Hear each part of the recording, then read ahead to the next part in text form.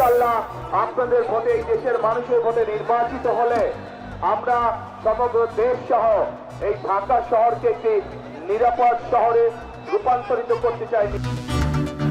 ধর্মের নামে ষড়যন্ত্র করছে একটি গোষ্ঠী। মা বোনদের বিভ্রান্ত করার অভিযোগ তারেক রহমানের। ক্ষমতায় গেলে আইন শৃঙ্খলায় সর্বোচ্চ গুরুত্বের আশ্বাস। আল্লাহ যদি আমাদেরকে সুযোগ দেন তাহলে আমরা ইনশাআল্লাহ ঐক্যবদ্ধ সরকার গঠন করব এবং সেই সরকার হবে জনগণের সেবক। সুযোগ পেলে ঐক্যবদ্ধ সরকারের ঘোষণা জামায়াত আমিরের। ভোট কেন্দ্র পাহারার আহ্বান, জাতির উদ্দেশ্যে ভাষণে দুর্নীতি লুটপাটের বিচারের আশ্বাস। এবার ভোটের দিন আগের চেয়ে বেশি সহিংসতার শঙ্কা বিশ্লেষকদের। শক্ত অবস্থানের তাগিদ, পরিবেশ সন্তোষজনক বলছে ইসি। সর্বোচ্চ ভোট পড়ার আশা। নির্বাচন সামনে রেখে 15 ফেব্রুয়ারি পর্যন্ত চট্টগ্রাম বন্দরের ধর্মঘট স্থগিত ঘোষণা। আন্দোলনে জড়িত থাকায় 14 কর্মচারীর সাময়িক বরখাস্ত করল কর্তৃপক্ষ। এবং জাপানে ক্ষমতাসীন লিবারেল ডেমোক্রেটিক পার্টির ভূমিধস বিজয়। 316 আসন নিয়ে দ্বিতীয়বার প্রধানমন্ত্রী হচ্ছেন সানায়ে তাকাইচি। বিশ্ব নেতাদের অভিনন্দন।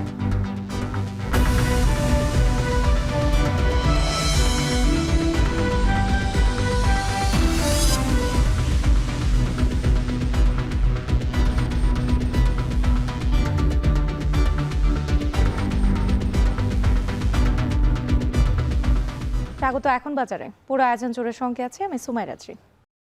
জনগণের জন্য বাসযোগ্য দেশ গড়াই বিএনপির মূল লক্ষ্য। সরকার গঠন করলে আইন শৃঙ্খলা পরিস্থিতি নিয়ন্ত্রককে বেশি গুরুত্ব দেওয়া হবে বলে জানিয়েছেন বিএনপি চেয়ারম্যান তারেক রহমান। ঢাকায় নির্বাচনী জনসভায় কথা বলেন তিনি। এদিকে একটি গোষ্ঠী ধর্মের নামে বিভিন্নভাবে ষড়যন্ত্র করছে বলে অভিযোগ করেন বিএনপি চেয়ারম্যান। বলেন, নকল সিল বানাতে গিয়ে ধরা পড়েছে তারা। এছাড়া মা বোনদের নানাভাবে বিভ্রান্ত করা হচ্ছে বলেও অভিযোগ করেন তিনি। সাব্বির রোজ জানাচ্ছেন বাকিটা। সারা দেশে নির্বাচনের প্রচার শেষ করে এবার রাজধানীমুখী বিএনপি চেয়ারম্যান তারেক রহমান রোববার রাজধানীর 7টি আসনে দলীয় প্রার্থীদের সমর্থনে জনসভা করেন তিনি।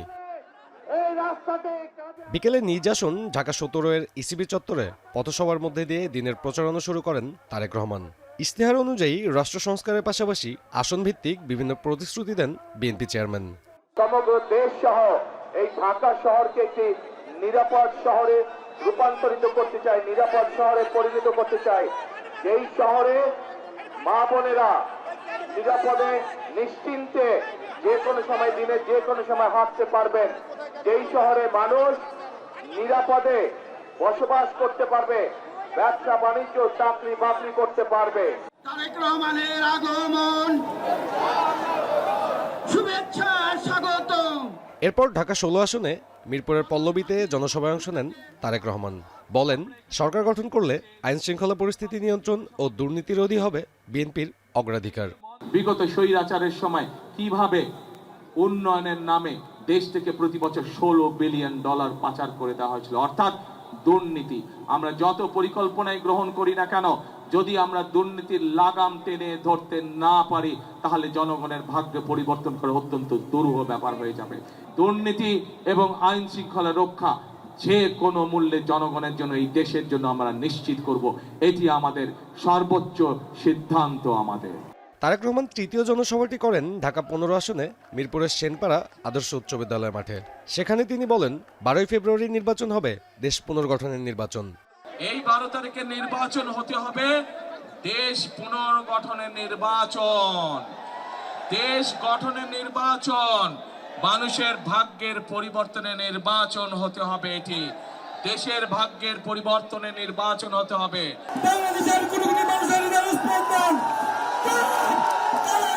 সন্ধ্যায় ঢাকা 14 আসনে নির্বাচনী জনসভায় যোগ দিয়ে তারেক রহমান অভিযোগ করেন, নির্বাচনে নকল সিল বানানোর পাশাপাশি একটি গোষ্ঠী ধর্মের নামে নানা ষড়যন্ত্র করছে। একটি গোষ্ঠী মানুষকে ধর্মের নামে বিভ্রান্ত করে বিভিন্ন রকম কথা বলে যাচ্ছে, এবং শুধু তাই নয়, তারা চেষ্টা করছে যে বিভিন্ন রকম ষড়যন্ত্র করার। এরই মধ্যে আমরা দেখেছি তাদের দলের লোকজন নকল সিল বানাতে গিয়ে ধরা পড়েছে। এছাড়া এদিন বিএনপি চেয়ারম্যান ঢাকা 13, ঢাকা 12 ও ঢাকা 11 আসনে নির্বাচনী জনসভায় অংশ নেন। ঢাকা মহানগরের 15টি সংসদীয় আসন দেশের সকল রাজনৈতিক দলের কাছেই অত্যন্ত গুরুত্বপূর্ণ। ত্রয়োদশ জাতীয় সংসদ নির্বাচনের প্রচারণা শেষ সময়ে বিএনপি চেয়ারম্যানের এই জনসংযোগ পাল্টে দিতে পারে ভোটের সমীকরণ, এমনটাই মনে করছেন স্থানীয় ভোটাররা। সাব্বির রোজ, এখন, ঢাকা। ক্ষমতায় গেলে ঐক্যবদ্ধ সরকার গঠন করবে জামায়াত। ঢাকা 15 নিজ আসনে গণসংযোগে কথা বললেন দলটির আমির ডাক্তার শফিকুর রহমান।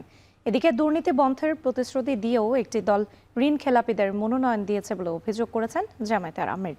বাড্ডায় 11 দলীয় ঐক্যের জনসভায় তিনি বলেন, এখন যারা বিভিন্ন কার্ড নিয়ে আসছে সবই ভুয়া। 12 ফেব্রুয়ারি এসব কার্ডকে লাল কার্ড দেখাবে জনগণ। আর জানাচ্ছেন রাজু আহমেদ।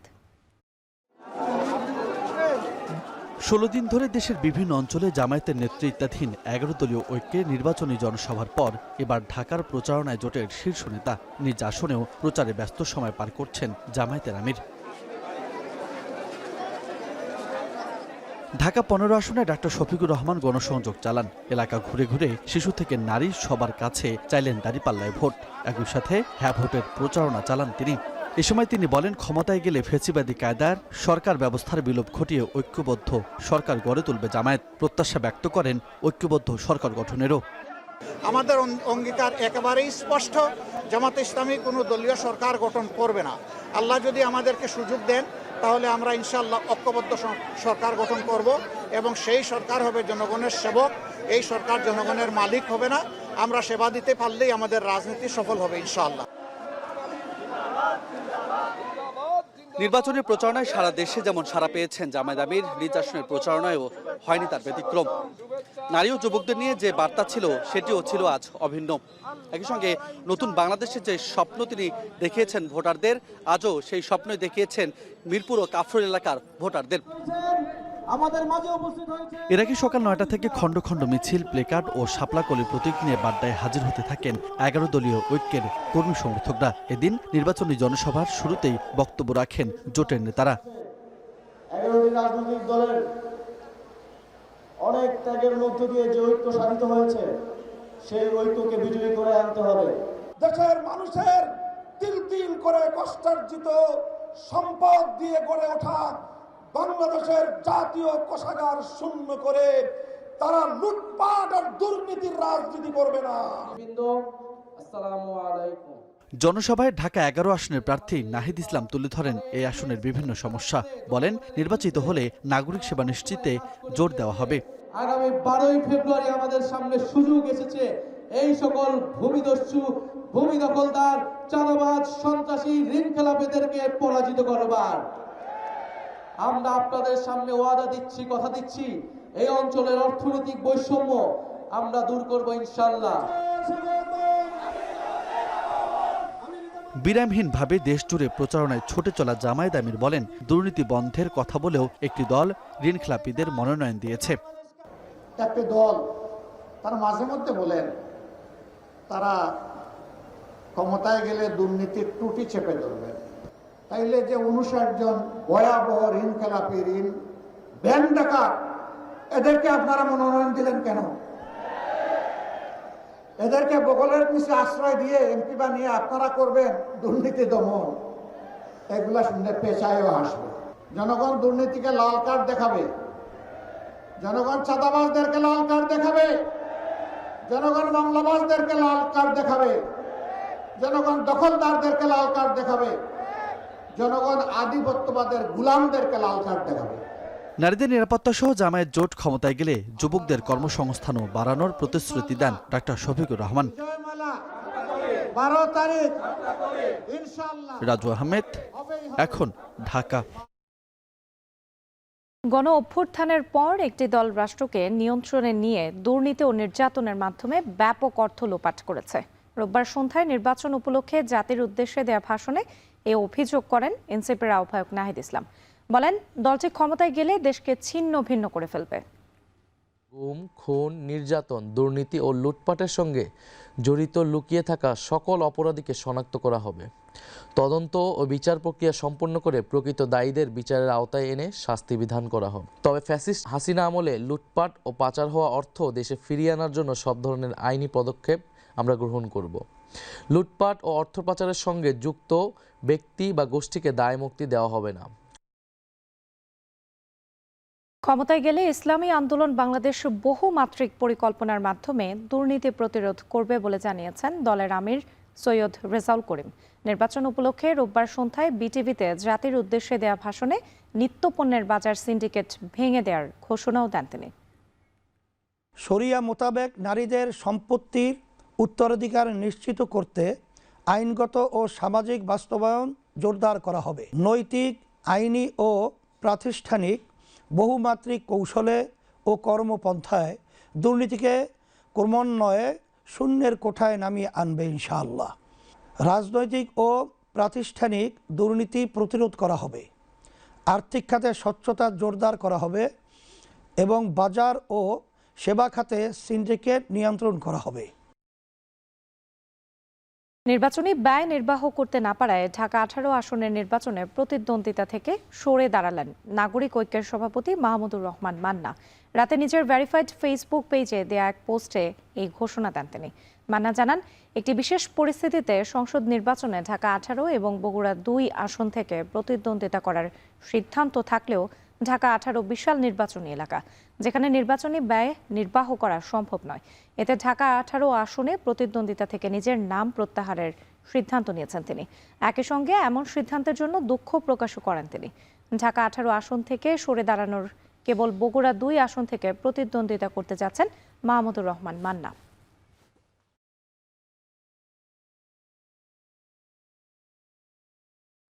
শেষ মুহূর্তের নির্বাচনী প্রচারণায় জমজমাট রাজনৈতিক মাঠ। প্রচারের শেষ সময় রাজধানীতে দিন রাত বিরামহীন প্রচারণা চালাচ্ছেন প্রার্থীরা। নগরীর নানা সমস্যার সমাধানে দিচ্ছেন প্রতিশ্রুতি আর আশ্বাস। বিস্তারিত থাকছে প্রতিবেদনে। শেষ সপ্তাহে রাজধানীতে নির্বাচনী প্রচারণা, গণসংযোগ, ইশতেহার নিয়ে আলোচনা এখন তুঙ্গে। উৎসবের আমেজে চলছে শেষ সময়ের প্রচার। ভোটারদের দাঁড়ে দাঁড়ে গিয়েছেন, তাদের প্রত্যাশার কথা শুনেছেন প্রার্থীরা, দিচ্ছেন নানা আশ্বাস। ঢাকা 11 আসনে নির্বাচনী গণসংযোগ চালান মির্জা আব্বাস। প্রচারে নির্বাচনে কারচুপির মাধ্যমে ফল পরিবর্তনের শঙ্কা প্রকাশ করেন তিনি। একই আসনে প্রচারণা চালান 11 দলীয় জোটের প্রার্থী নাসির উদ্দিন পাটোয়ারি। অভিযোগ করেন, বেশিরভাগ আসনে সন্ত্রাসী ও চাঁদাবাজদের মনোনয়ন দিয়ে পরিকল্পনা বাস্তবায়ন করছে বিএনপি। ইলেকশন ইঞ্জিনিয়ারিং এর মাধ্যমে ফলাফল পরিবর্তনের চেষ্টা করতেছে, কারণ এই সরকারের বিশেষ বিশেষ জায়গায় বিশেষ বিশেষ লোকগুলো বসে আছে। সন্ত্রাস থাকাকালীন, চাঁদাবাজ থাকাকালীন কোনো কম্প্রোমাইজ হবে না। এটা শুধু মির্জা আব্বাস না, 300 আসনেই তারেক রহমান এসব গডফাদারদের দিয়েছে। ঢাকা 4 আসনে প্রচার চালান জামায়াত প্রার্থী সৈয়দ জয়নুল আবেদিন। বলেন, তার দলই নারীদের নিরাপত্তা নিশ্চিত করতে পারবে। ঢাকা 9 আসনের প্রচারে বিএনপির প্রার্থী হাবিবুর রশিদ হাবিব বলেন, দিন বদলে যারা কাজ করবে তাদেরই দেশের নেতৃত্বে আনবেন ভোটাররা। আমরা যারা এই প্রার্থী হয়েছে, আমরা সবাই সেবা দিতে এসেছি, আমরা সবাই দায়িত্ব পালন করতে এসেছি। আমরা কোনো অসুস্থ রাজনীতি অংশ না। আমাদের বোনেরা, মায়েরা দাঁড়িপাল্লা প্রতীকে বা 11 দলকে তারা বেশি সংখ্যক ভোট আমরা পাবো ইনশাল্লাহ। তবে ভোটাররা বলছেন, এবারের নির্বাচনে দল বা প্রতীক নয়, যোগ্যতা দেখেই ভোট দেবেন তারা। রাব্বি আল রাহিদ, এখন, ঢাকা। বিগত কয়েক নির্বাচনের দিনের তুলনায় এবার নির্বাচনের দিন সহিংসতার ঘটনা বাড়তে পারে, এমনটাই শঙ্কা নির্বাচন বিশ্লেষকদের। এসব ঘটনা রোধে ইসির শক্ত অবস্থান ও আইন শৃঙ্খলা বাহিনীর কার্যকরী ভূমিকার তাগিদ তাদের।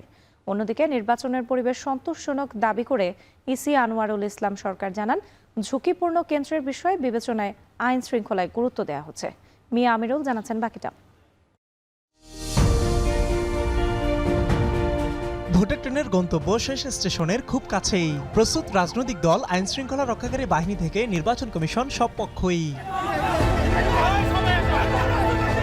24-এর গণঅভ্যুত্থানের পর হতে যাওয়া এই নির্বাচনকে ইতিহাসের সেরা নির্বাচন বলা হলেও সম্প্রতি দেশের বিভিন্ন জায়গায় সংঘাত সহিংসতার ঘটনায় শঙ্কায় যোগ হয়েছে ভিন্ন মাত্রা। ভোটের প্রচারণায় হামলার শিকার নারী বৃদ্ধ অনেকেই। এতে বিগত এক মাসে 439টি আচরণবিধি ভঙ্গে 31 লাখের বেশি জরিমানা করা হলেও এসব যেন থামছেই না। বিগত 3 নির্বাচনে এমন সহিংসতার ঘটনায় প্রায় অর্ধশতের বেশি প্রাণহানি ঘটে, আহতের সংখ্যা দাঁড়ায় কয়েক হাজারে। এসব নির্বাচনে তুলনামূলকভাবে রাজনৈতিক দলগুলোর অংশগ্রহণে পিছুটান থাকলেও এবারের নির্বাচনী লড়াইয়ে মাত্রা বেড়েছে কয়েক গুণে। রাজনৈতিক বিশ্লেষকরা বলছেন, বিগত কয়েক নির্বাচনের দিনের তুলনায় এবার নির্বাচনের দিন সহিংসতার ঘটনা বাড়তে পারে। এসব ঘটনা রোধে ইসি শক্ত অবস্থান ও আইন শৃঙ্খলা বাহিনীর কার্যকরী ভূমিকার বিকল্প নেই। নির্বাচনের দিনের ব্যাপারে সর্বাত্মক প্রস্তুতি থাকা খুব জরুরি বলে মনে করি। কারণ ওই দিন বেশি মারা যাওয়ার সম্ভাবনা থাকে এবং নির্বাচনী ফলাফল কাউন্টিং এর দিনগুলোতে জিততে হবে, ক্ষমতায় যেতে হবে, ক্ষমতায় যাওয়া ছাড়া বিকল্প নেই। জনগণের রায়কে মেনে নেওয়ার সংস্কৃতির যে ঘাটতি ইত্যাদির কারণে কিন্তু মানে জয়ের নির্বাচন করা হয় শুধুমাত্র জয়ের জন্য, গণরায়ের জন্য ঠিক না। এখন টেলিভিশনের সাথে একান্ত আলাপে ইসি আনোয়ারুল ইসলাম সরকার জানান, নির্বাচনের পরিবেশ এখন পর্যন্ত সন্তোষজনক। অতীতের নির্বাচনের আগ মুহূর্তগুলোতে কি পরিস্থিতি ছিল বা এখন কি আছে, সবকিছু মিলে এখন পর্যন্ত নির্বাচন কমিশনের কাছে পরিবেশ পরিস্থিতি সন্তোষজনক হিসাবেই বিবেচিত। ঝুঁকিপূর্ণ কেন্দ্রের বিষয় বিবেচনায় আইন শৃঙ্খলায় গুরুত্ব দেওয়া হচ্ছে জানিয়ে এই কমিশনার বলছেন, ভোট কেন্দ্রে এবার সর্বোচ্চ সংখ্যক ভোটার উপস্থিতি হতে যাচ্ছে। এখন ঝুঁকিপূর্ণ কেন্দ্র এটি আবার কি বলে যে নির্বাচনের দিন সেটা আবার ঝুঁকিপূর্ণ থাকে না।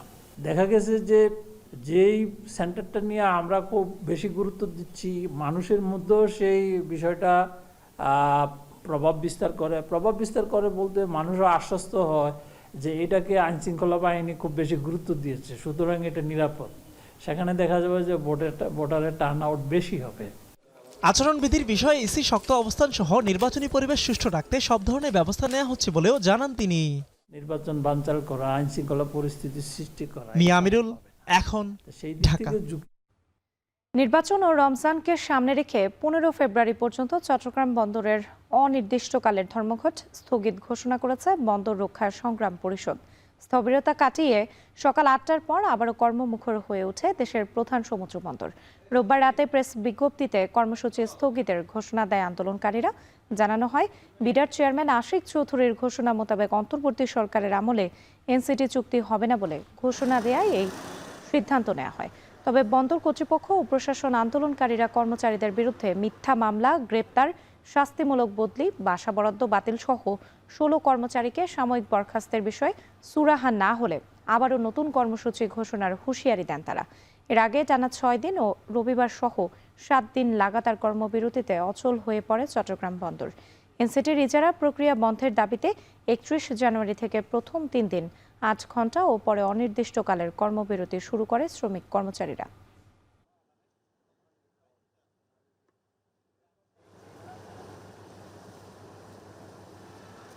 আপনারা যে এতদিন এত কষ্ট করে কর্মসূচিগুলি সফল করেছেন, সেজন্য আপনাদের কাছে কৃতজ্ঞতা প্রকাশ করছি।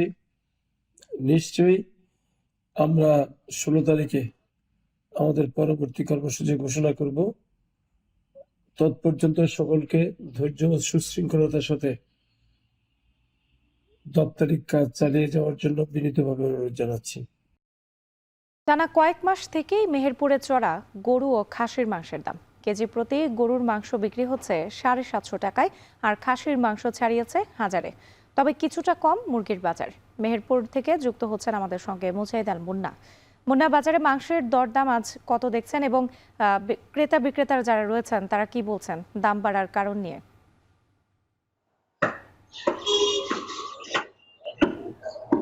রাত্রি আপনাকে প্রথমে জানিয়ে রাখি, মেহেরপুরে কিন্তু গত কয়েক মাস ধরেই বাড়তি গরু এবং খাসির মাংসের দাম। আমি যদি আজকের কথা বলি, আজ মেহেরপুর বাজারে প্রতি কেজি গরুর মাংস বিক্রি হচ্ছে 750 টাকা করে, যেটি গত কয়েক মাস ধরেই কিন্তু গরুর মাংসর বাজার 750 টাকাতে রয়েছে। এছাড়াও খাসির মাংস কিন্তু 1000 টাকা ছাড়িয়ে গেছে, অর্থাৎ কোথাও কোথাও 1050 থেকে 1100 টাকা করেও আমরা বিক্রি হতে দেখেছি। তবে স্বস্তির বিষয় হচ্ছে কিছুটা কম মুরগির বাজার। মেহেরপুরে প্রতি কেজি ব্রয়লার মুরগি আজ বিক্রি হচ্ছে 170 টাকা, সেই সাথে সোনালী মুরগি বিক্রি হচ্ছে 250 থেকে 260 টাকা করে। অর্থাৎ মুরগির বাজার কিন্তু কিছুটা কম। দেশি মুরগিও কিন্তু মোটামুটি 450 থেকে 500 টাকার মধ্যে রয়েছে। সব ধরনের মুরগির বাজারই কিন্তু কিছুটা কম। তবে গরু এবং খাসি মুরগির চাইতে তুলনামূলক কিন্তু বেশি গরু এবং খাসির মাংসের বাজার। আমি কয়েকজন ব্যবসায়ীর সাথে কথা বলেছি, তারা আমাকে জানিয়েছেন যে বাজারে কিন্তু গরুর এবং খাসির দাম বেড়ে যাওয়া, বিশেষ করে গোখাদ্য এবং ছাগলের যে খাবার তার দাম কিন্তু গত কয়েক বছর ধরেই কিন্তু বাড়তি। অর্থাৎ 600 টাকা পণ বিচুলি কিনতে হচ্ছে গরুর জন্য, সেই সাথে ভুসি, চেলটি, খোল সহ সব ধরনের দাম বাড়তি হয় কিন্তু গরু এবং খাসির মাংসের বাজার কিছুটা বেড়ে গেছে। তবে আমি কয়েকজন ক্রেতার সাথে কথা বলেছি, তারা আমাকে জানিয়েছেন যে সামনেই নির্বাচন পরেই কিন্তু পবিত্র রমজান মাস আসন্ন, তাই রমজানকে কেন্দ্র করে বা রমজানকে সামনে রেখে গরু খাসি সহ সব ধরনের যে বাজার সেটি নিয়ন্ত্রণের মধ্যে রাখতে তারা কিন্তু বাজার মনিটরিং এর জোর দাবি জানিয়েছেন। তবে আমি ব্যবসায়ীদের সাথে কথা বলেছি, তারা আমাকে জানিয়েছেন যে পাইকারি বাজারে দাম কমে গেলেই কিন্তু সব ধরনের মাংসের দাম কিন্তু কমে যাবে বলে তারা আমাকে জানিয়েছেন। রাত্রি এই ছিল আমার কাছে মেহেরপুর থেকে মাংস বাজারের সর্বশেষ পরিস্থিতি। রাত্রি। মেহেরপুরের মাংসের দরদাম নিয়ে বিস্তারিত জানাতে যুক্ত ছিলেন মুজাহিদ আল মুন্না। নওগাঁ জেলা খাদ্য উৎপাদনে এগিয়ে থাকলেও গবেষণা প্রতিষ্ঠান বা আধুনিক যন্ত্রপাতির অভাবে এখনো অনেকটাই পিছিয়ে আছে এ জেলার শ্রমিকরা। উপযুক্ত যান্ত্রিক প্রযুক্তি না থাকায় কৃষি উৎপাদনে যা আয় হচ্ছে তার চেয়ে বেশি ব্যয়। এ কারণে কৃষিতে উৎসাহ হারিয়ে ফেলছেন শ্রমিকরা, ফলে দেখা দিয়েছে শ্রম সংকট। আগামী সরকার কৃষি খাতে গুরুত্ব দিবে এমন প্রত্যাশা এই অঞ্চলের কৃষকদের। আব্বাস আলীর তথ্য ছবিতে দেখুন বিস্তারিত। নওগাঁ জেলায় বছরে প্রায় 11 লাখ টন খাদ্যশস্য উৎপাদন হয়। জেলার চাহিদা মিটিয়েও প্রায় 6 লাখ টন উদ্বৃত্ত খাদ্য সরবরাহ করা হয় দেশের বিভিন্ন প্রান্তে। তবে উৎপাদনশীলতা বাড়াতে যান্ত্রিকীকরণে পিছিয়ে থাকায় বাড়ছে উৎপাদন ব্যয়। এতে ন্যায্য মূল্য না পাওয়ায় দেখা দিচ্ছে শ্রমিকের সংকট। নওগাঁর মহদেবপুর উপজেলার কৃষক মিজানুর রহমান 10 বিঘা জমিতে করেছেন চাষাবাদ। কৃষিতে নানা সমস্যার মুখোমুখি হয়ে বাকি জমি ইজারা দিতে হয়েছে তাকে। আগামী সরকারের কাছে কৃষকদের সমস্যার দিকে বিশেষ নজরের প্রত্যাশা তার। সকাল 9টার সময় কামতে আসে, বিকেল 5টার সময় চলে যায়। এইসব শ্রমিক দিয়ে আর আমার একার পক্ষে এতগুলা জমি আবাদ করা সম্ভব নয়। একই গ্রামের দরিদ্র কৃষক সুকুমার তার 1 বিঘা জমির 10 কাঠায় বন্ধক রেখেছেন ছেলের চিকিৎসার খরচ চালাতে। এখন বাকি জমি আবাদের পাশাপাশি করছেন দিনমজুরি। বর্গাও নিয়ে পারি না, ওই টাকা পয়সার ব্যাপার বেশি, এই জন্য জমির দাম হার বেশি, এই জন্য জলের দাম বেশি। ধানের ন্যায্য মূল্য না পাওয়ার জন্য কৃষকরা ক্ষতিগ্রস্তের মধ্যে পড়ছে। আমরা নারীরা মজুরি কম পাই। আগামীতে যে সরকারি আসুক, উন্নত বীজ বা কৃষির আধুনিকায়ন করতে যা প্রয়োজন এই ব্যবস্থাগুলো নেওয়া দরকার। এদিকে কৃষি আধুনিকীকরণ ও যন্ত্রাংশের দাম কমানো সহ উপকরণের সহজলভ্যতা নিশ্চিত করা গেলে উৎপাদন ব্যয় কমবে বলে জানিয়েছে কৃষি বিভাগ। কৃষককে যদি আসলে যান্ত্রিকীকরণ নিয়ে আসা যায় তাহলে কৃষি অনেক দূর এগিয়ে যাবে। সেই ক্ষেত্রে আমার পরামর্শ হলো বিশেষ করে চারা রোপণের জন্য রাইস ট্রান্সপ্লান্টার এবং ধান কর্তনের জন্য কম্বাইন হারভেস্টারের ব্যবহার জনপ্রিয় করতে হবে এবং করা দরকার। এর প্রেক্ষিতে কৃষিকে গুরুত্ব দেওয়ার প্রতিশ্রুতি দিয়েছেন স্থানীয় প্রার্থীরা। আব্বাস আলী, এখন নওগাঁ। এবার দেশের বাইরের প্রসঙ্গ। গাজায় ইসরায়েলি দখলদারিত্ব চললে অস্ত্র ত্যাগ করবে না হামাস। আল জাজিরা ফোরামের এক বক্তব্যে কথা জানান সংগঠনটির শীর্ষ নেতা খালেদ মেশাল।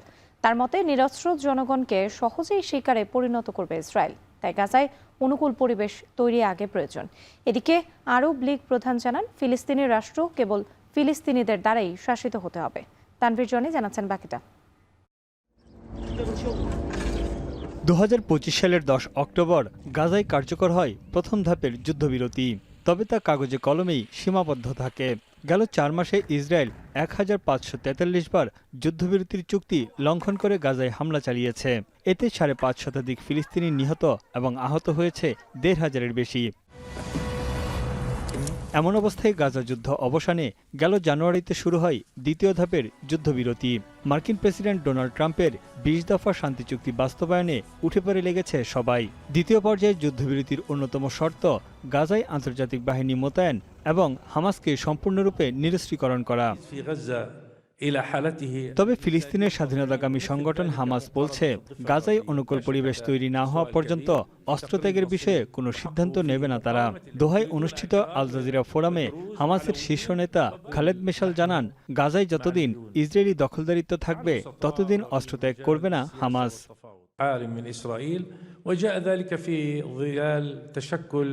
أو محاولة تشكيل حالة دولية معادلة دولية خاصة في ظل رئاسة ترامب في الولايات المتحدة।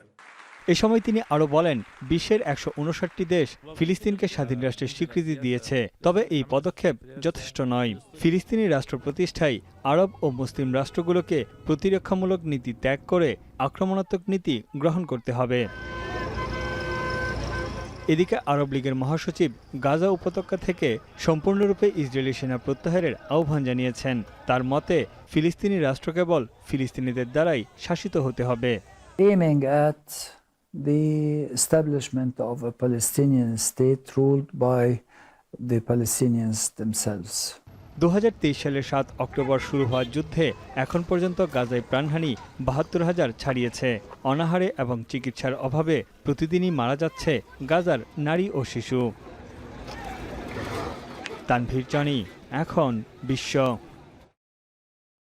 ভূ রাজনৈতিক জটিলতা ও সোনার বাজারের ক্রমবর্ধমান অস্থিরতায় ১৬ মাসের মধ্যে সর্বনিম্ন বিটকয়েনের দাম।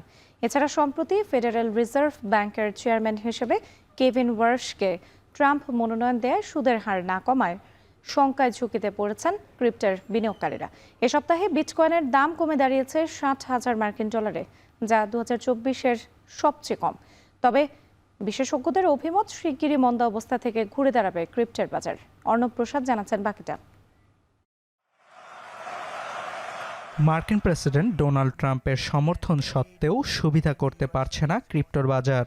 ভূরাজনৈতিক জটিলতা, সোনা ও রূপার দরের ক্রমাগত ওঠানামা ও মার্কিন সুদের হার না কমায় বেশ কয়েক মাস ধরেই ঝুঁকিতে ডিজিটাল মুদ্রার বিনিয়োগকারীরা। তবে সম্প্রতি যুক্তরাষ্ট্রের কেন্দ্রীয় ব্যাংকের শীর্ষ পদে ডোনাল্ড ট্রাম্প কেভিন ওয়ার্শকে বেছে নেয়ায় ভয়াবহ প্রভাব পড়েছে ক্রিপ্টোর বাজারে। অর্থনীতিবিদদের শঙ্কা, সুদের হার কমাবেন না ওয়ার্শ, আর এতেই ক্রিপ্টোকারেন্সির বিনিয়োগকারীদের কপালে চিন্তার ভাঁজ। এ সপ্তাহে ১৬ মাসের মধ্যে সর্বনিম্ন পর্যায়ে পৌঁছেছে ক্রিপ্টোকারেন্সির বাজারে সবচেয়ে জনপ্রিয় বিটকয়েনের দাম। বর্তমানে $৬০,০০০ মিলছে একটি বিটকয়েন, যা ২০২৪ সালের পর সবচেয়ে কম। এতে করে এবছরের প্রথম ২ মাসেই বিটকয়েনের দাম কমেছে প্রায় ২৪%। এছাড়াও কমেছে ইথেরিয়াম, বাইন্যান্স কয়েন, সোলানা সহ অন্যান্য ক্রিপ্টোর দামও। ক্রিপ্টোকারেন্সির পারফরম্যান্স মূল্যায়নকারী প্রতিষ্ঠান কয়েনগেকোর তথ্য অনুযায়ী শুধু এক মাসে ডিজিটাল মুদ্রার বাজার থেকে উধাও $১ ট্রিলিয়ন বেশি মূল্য। বিশেষজ্ঞরা ক্রিপ্টোর এই দরপতনকে উল্লেখ করেছেন ক্রিপ্টো উইন্টার নামে। এর আগে ২০২৪ সালে ক্রিপ্টোকারেন্সি বিনিময় প্রতিষ্ঠান এফটিএক্সের আর্থিক জালিয়াতির দায়ে বড় দরপতন দেখে ডিজিটাল মুদ্রার বাজারটি। তবে বিশেষজ্ঞদের অভিমত, খুব বেশি দীর্ঘস্থায়ী হবে না ক্রিপ্টোর মন্দাবস্থা। শিগগিরই ঘুরে দাঁড়াবে ডিজিটাল মুদ্রার এই বাজার। অর্ণব প্রসাদ, এখন বিশ্ব। দ্বিতীয় বিশ্বযুদ্ধের পর প্রথমবার জাপানের একক দল হিসেবে ২/৩ সংখ্যাগরিষ্ঠতা অর্জন করল এলডিপি। ভূমিধস এই জয়ের পর জনগণের প্রতি কৃতজ্ঞতা জানিয়েছেন সানায় তাকাইচি। দিয়েছেন কর কমানো সহ অর্থনীতির চাঙ্গা করার প্রতিশ্রুতি। এলডিপি জোটের জয়ে সোমবার সকাল থেকে ঊর্ধ্বমুখী জাপানের শেয়ার বাজার। তৌহিদুর রহমানের প্রতিবেদন। অর্থনৈতিক ও রাজনৈতিক স্থিতিশীলতা ফেরাতে আগাম নির্বাচন দিয়ে এক প্রকার বাজি ধরেছিলেন জাপানের প্রধানমন্ত্রী সানাই তাকাইচি। ঝুঁকি নিয়ে করেছেন বাজিমাতো। নিম্নকক্ষের ৪৬৫টি আসনে রোববার হওয়া সংসদ নির্বাচনে ৩১৬টি আসন জিতে রেকর্ড সংখ্যাগরিষ্ঠতা অর্জন করেছে তার দল ক্ষমতাসীন লিবারেল ডেমোক্রেটিক পার্টি এলডিপি। দ্বিতীয় বিশ্বযুদ্ধের পর প্রথমবারের মতো জাপানের কোনো একক দল হিসেবে 2/3 সংখ্যাগরিষ্ঠতা অর্জন করেছে তাকাইচির দল। সব মিলিয়ে 350টির বেশি আসনে ভূমিধস জয় নিশ্চিত করেছে এলডিপি নেতৃত্বাধীন জোট। তীব্র ঠান্ডা ও তুষারপাতের মধ্যেও ভোট দেয়ায় ভোটারদের প্রতি কৃতজ্ঞতা ও ধন্যবাদ জানিয়েছেন তাকাইচি। নির্বাচনে এলডিপি জোটের ভূমিধস বিজয়ে প্রধানমন্ত্রী সানাই তাকাইচিকে অভিনন্দন জানিয়েছেন মার্কিন president Donald Trump. Truth social পোস্টে তাকাইচির প্রশংসাও করেন তিনি। অন্যদিকে তাকাইচির জয়ে জাপান শক্তিশালী হওয়া মানে এশিয়ায় যুক্তরাষ্ট্র শক্তিশালী হওয়ার শামিল বলে মন্তব্য করেছেন মার্কিন treasury secretary Scott Bessent. Fox নিউজকে দেয়া এক সাক্ষাৎকারে তিনি একথা বলেন। ভারত সহ বিভিন্ন দেশের সরকার প্রধানরাও জানিয়েছেন অভিনন্দন। Japan, the Prime Minister called a snap election, the quickest snap election in Japanese history, and boy, has she had a big victory today. She's going to have 2/3 majority in the upper house. President Trump endorsed her last. তাকাইচির দ্বিতীয়বার প্রধানমন্ত্রী হওয়ার খবর নিশ্চিত হতেই সোমবার সকালে জাপানের share বাজারে ঊর্ধ্বমুখী পরিবর্তন দেখা গেছে। দিনের শুরুতেই নিক্কেই সূচক 5% বেশি বেড়েছে মুদ্রামানও। ইতিমধ্যেই কর কমানো সহ অর্থনীতি চাঙা করার প্রতিশ্রুতি দিয়েছেন তাকাইচি। রোববারের নির্বাচনে সংখ্যাগরিষ্ঠতা অর্জনে ব্যর্থ হলে পদত্যাগ করার প্রতিশ্রুতিও দিয়েছিলেন তাকাইচি। তাই কেউ কেউ আগাম নির্বাচনকে একটি বড় জুয়ার সঙ্গে তুলনা করেছিলেন। কারণ তার পূর্বসূরি ইশিবা শিগুরুর বিরুদ্ধে দুর্নীতির অভিযোগ থাকায় 2025 সালে সংসদের উভয় কক্ষে সংখ্যাগরিষ্ঠতা হারিয়েছিল এলডিপি। অক্টোবরে প্রধানমন্ত্রী হয়ে মাত্র 4 মাসের মাথায় আগাম নির্বাচনের ডাক দিয়ে অবশেষে সেই সংকট থেকে এলডিপিকে টেনে তোলার খেলায় সফল হলেন আয়রন লেডি খ্যাত এই নারী নেত্রী। এলডিপির প্রধান বিরোধী দল সেন্ট্রিস্ট রিফর্ম অ্যালায়েন্স। গেল 5 বছরে জাপানে প্রধানমন্ত্রীর দায়িত্ব পালন করেছেন 4 জন, আর শেষ 2 বছরে এ নিয়ে দ্বিতীয়বার অনুষ্ঠিত হল সাধারণ নির্বাচন। তৌহিদুর রহমান, এখন বিশ্ব।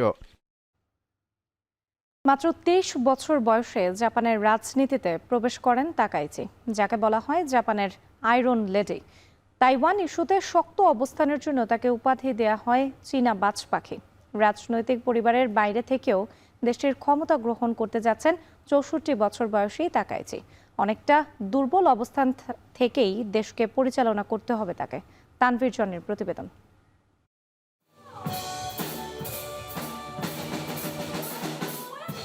ছিলেন টিভি উপস্থাপিকা এবং হেভি মেটাল ব্যান্ডের ড্রামার।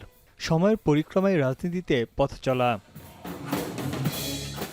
1961 সালে জাপানের ইতিহাস ও সংস্কৃতি সমৃদ্ধ নারা অঞ্চলে জন্ম নেয়া তাকাইচির বেড়ে ওঠা রাজনৈতিক জগতের বাইরে। ব্যবসায় প্রশাসনে স্নাতক করেছেন কোবে বিশ্ববিদ্যালয় থেকে। বাবা ছিলেন চাকরিজীবী, মা পুলিশ কর্মকর্তা। মাত্র 23 বছর বয়সে ক্ষমতাসীন লিবারেল ডেমোক্রেটিক পার্টির সদস্য হিসেবে জাপানের রাজনীতিতে প্রবেশ করেন সানায়ে তাকাইচি। 1992 সালে প্রথম সংসদীয় নির্বাচনে স্বতন্ত্র প্রার্থী হিসেবে প্রতিদ্বন্দ্বিতা করে হেরে যান। তবে লক্ষ্যে অটল থাকেন তিনি। এরপর থেকে 10 বার এমপি নির্বাচিত হয়েছেন, হেরেছেন মাত্র একবার। অর্থনৈতিক, নিরাপত্তা, বাণিজ্য, শিল্প ও শিক্ষা মন্ত্রণালয়ে প্রতিমন্ত্রী ও মন্ত্রীর দায়িত্ব পালন করেছেন তিনি। গেল বছর শিগিউরে ইশিবার পদত্যাগের পর দেশটির ইতিহাসে প্রথম নারী প্রধানমন্ত্রী হিসেবে দায়িত্ব পান সানায়ে তাকাইচি। প্রয়াত সাবেক প্রধানমন্ত্রী শিনজো অ্যাবের শিষ্য হিসেবেই বেশি পরিচিত তিনি। মূলত উচ্চ ব্যয় ও ঋণ নিয়ে শিনজো অ্যাবের অর্থনৈতিক নীতি পুনরুজ্জীবিত করার প্রতিশ্রুতি দেন তিনি। রক্ষণশীল মনোভাবের জন্য তাকাইচিকে বলা হয় জাপানের আয়রন লেডি। তিনি প্রয়াত ব্রিটিশ প্রধানমন্ত্রী মার্গারেট থেচারের একনিষ্ঠ ভক্ত ছিলেন। সমকামী বিবাহের বিরুদ্ধে সোচ্চার এবং অভিবাসন নীতিতে বেশ কঠোর। নারীর ক্ষমতায়নে তার লড়াই দীর্ঘদিনের। তাইওয়ান প্রণালীতে শক্তিশালী সামরিক বাহিনীর প্রতি তার সমর্থন ছিল চোখে পড়ার মতো। এলডিপির সদস্য হিসেবে বেশ কয়েকবার তাইওয়ান সফরেও করেছেন তিনি, যা চীনের জন্য ছিল উদ্বেগের। এ কারণে জাপানে তাকে দেয়া হয় চীনা বাজ পাখি উপাধি। বিশ্লেষকদের মতে তাকাইচির জয়ে ডানপন্থীর পরিবর্তে রক্ষণশীল শাসন ব্যবস্থার দিকে এগিয়ে যাবে জাপান। বেশ কিছু চ্যালেঞ্জ মোকাবিলা করেই এগিয়ে যেতে হবে তাকাইচিকে। জীবনযাত্রার ব্যয় কমানোর পাশাপাশি যুক্তরাষ্ট্রের সঙ্গে বাণিজ্য যুদ্ধের প্রভাব এবং চীন ও উত্তর কোরিয়ার সঙ্গে কূটনৈতিক সম্পর্ক জোরদারেও তাকাইচিকে বেগ পেতে হবে বলে মনে করছেন অনেকেই। তানভীর জানি, এখন বিশ্ব। এবারে খেলা প্রসঙ্গ।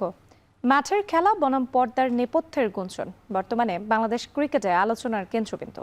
সিসিডিএম টি20 চ্যালেঞ্জ কাপের সমাপনী অনুষ্ঠানে এসে সাম্প্রতিক নানা বিতর্ক নিয়ে মুখ খুলেছেন বিসিবির সহসভাপতি ফারুক আহমেদ। ভাইরাল হওয়া ছবি থেকে শুরু করে আইসিসির সাথে টানাপোড়েন কিংবা ঘরোয়া ক্রিকেটের নাজুক অবস্থা সব বিষয়েই দিয়েছেন স্পষ্ট ব্যাখ্যা। বিস্তারিত থাকছে প্রতিবেদনে। সম্প্রতি বিসিবির সহসভাপতি ফারুক আহমেদ ও দুই পরিচালক পাইলট ও নাজমুল ইসলামের একটি ছবি সামাজিক যোগাযোগ মাধ্যমে শোরগোল তুলেছে। তবে বিষয়টি সরাসরি নাকচ করে দিয়েছেন ফারুক আহমেদ। তার দাবি, ছবিটিতে এআই এর কারসাজি থাকতে পারে। বিসিবি সহসভাপতির দাবি, সেখানে কোনো বিতর্ক নয়, বরং রংপুর ক্রিকেট একাডেমির বিষয়ে আলোচনা চলছিল। প্রশ্ন তুলেছেন নেপথ্যের প্রেক্ষাপট না জেনে মন গড়া গল্প লেখা নিয়েও। ছবিটা আমার মনে হয় কিছু এআই করা হয়েছে। ছবিটা যদি এক্স্যাক্টলি কনটেক্সটটা না জানে এরকম কোনো ছবি দিয়ে করানো উচিত। এটা আপনাদের আমি সবাইকে অনুরোধ করছি, এই ধরনের কোনো কনফিউশন সৃষ্টি করার কোনো দরকার নেই। আমার মনে হয় আপনি যদি কোনো ছবি তুলেন, আপনি যদি পাইলট, আমি বা নাজমুল সাহেবের সাথে যদি কেউ কথা বলে থাকেন, যদি কোনো পান, আপনি একটা ছবি দিয়ে যদি চালিয়ে দেন, আমার মনে এটা খুব ভালো। সাংবাদিকতা এরকম না করলে ভালো হয়। বিসিবির অফিসিয়াল নয়, বরং ব্যক্তিগত ইমেইল থেকে সংশ্লিষ্ট ব্যক্তিকে শোকজ নোটিশ পাঠানোর বিষয়ে কিছুটা দ্বিমত পোষণ করলেও বিষয়টিকে প্রোটোকলের বিচ্যুতি হিসেবে দেখছেন তিনি। তবে যুক্তিও তুলে ধরেছেন। অন্যদিকে আইসিসির সাম্প্রতিক নিরাপত্তা ইস্যুতে বিসিবির অনড় অবস্থানের কথা আবারও জানালেন তিনি।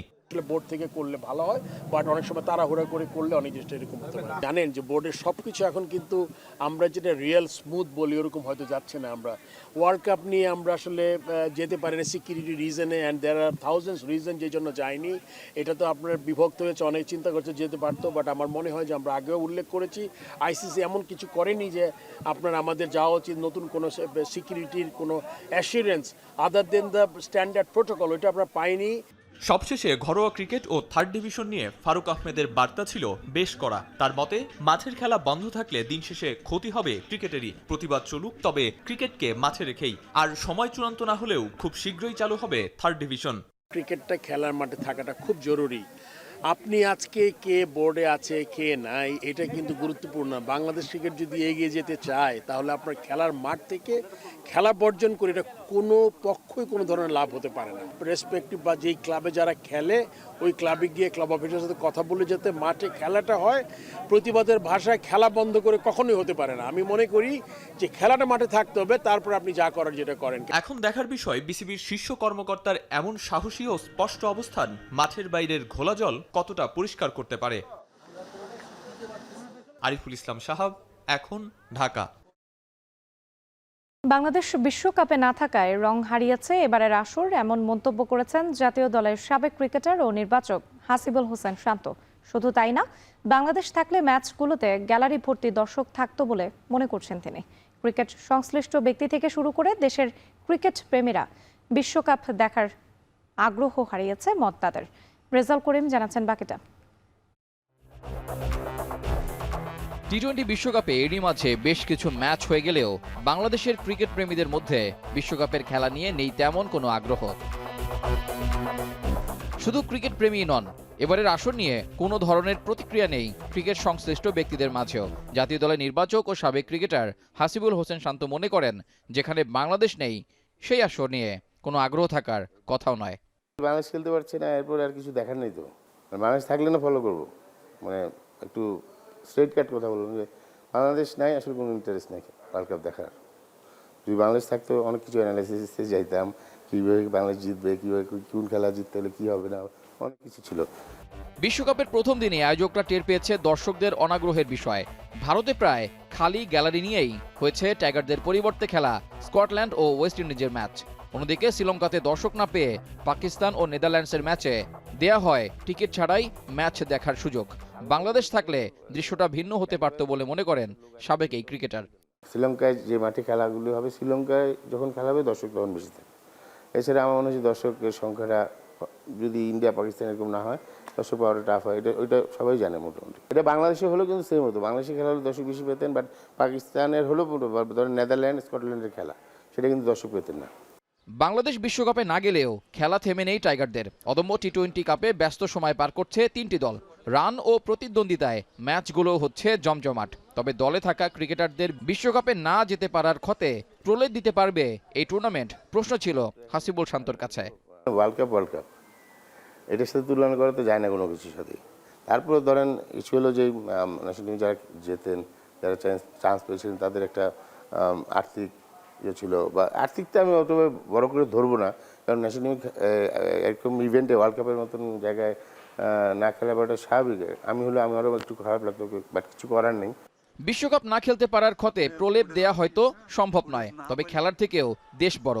জাতীয় কোনো সিদ্ধান্তে একমত হতে পারাটাই সার্থকতা। আর বিশ্বকাপে নিজেদের অবস্থান শক্ত রেখে যা করেছে বাংলাদেশ সরকার তথা বিসিবিও। রেজাউল করিম, এখন, ঢাকা। শেষ করছি এখন বাজার, তবে যাওয়ার আগে শিরোনামগুলো আরো একবার। ইনশাআল্লাহ আপনাদের ভোটে, এই দেশের মানুষের ভোটে নির্বাচিত হলে আমরা সমগ্র দেশ সহ এই ঢাকা শহরকে একটি নিরাপদ শহরে রূপান্তরিত করতে চাই। ধর্মের নামে ষড়যন্ত্র করছে একটি গোষ্ঠী। মা বোনদের বিভ্রান্ত করার অভিযোগ তারেক রহমানের। ক্ষমতায় গেলে আইন শৃঙ্খলায় সর্বোচ্চ গুরুত্বের আশ্বাস। আল্লাহ যদি আমাদেরকে সুযোগ দেন তাহলে আমরা ইনশাআল্লাহ ঐক্যবদ্ধ সরকার গঠন করব এবং সেই সরকার হবে জনগণের সেবক। সুযোগ পেলে ঐক্যবদ্ধ সরকারের ঘোষণা জামায়াত আমিরের। ভোট কেন্দ্র পাহারার আহ্বান। জাতির উদ্দেশ্যে ভাষণে দুর্নীতি লুটপাটের বিচারের আশ্বাস। এবার ভোটের দিন আগের চেয়ে বেশি সহিংসতার সংখ্যা বিশ্লেষকদের। শক্ত অবস্থানের তাগিদ। পরিবেশ সন্তোষজনক বলছে ইসি। সর্বোচ্চ ভোট পড়ার আশা। নির্বাচন সামনে রেখে 15 ফেব্রুয়ারি পর্যন্ত চট্টগ্রাম বন্দরের ধর্মঘট স্থগিত ঘোষণা। আন্দোলনে জড়িত থাকায় 14 কর্মচারী সাময়িক বরখাস্ত করল কর্তৃপক্ষ। এবং জাপানে ক্ষমতাসীন লিবারেল ডেমোক্রেটিক পার্টির ভূমিধস বিজয়। 316 আসন নিয়ে দ্বিতীয়বার প্রধানমন্ত্রী হচ্ছেন সানায়ে তাকাইচি। বিশ্ব নেতাদের অভিনন্দন। আর এই ছিল এখন বাজারের আয়োজনে। এখন টেলিভিশন ওয়েবসাইটে দেখতে ভিজিট করুন www.ekon.tv। এছাড়া ফেসবুকে দেখতে ভিজিট করুন facebook.com/tv.ekon এবং ইউটিউবে এখন টেলিভিশন দেখতে ভিজিট করুন youtube.com/c/ekontv।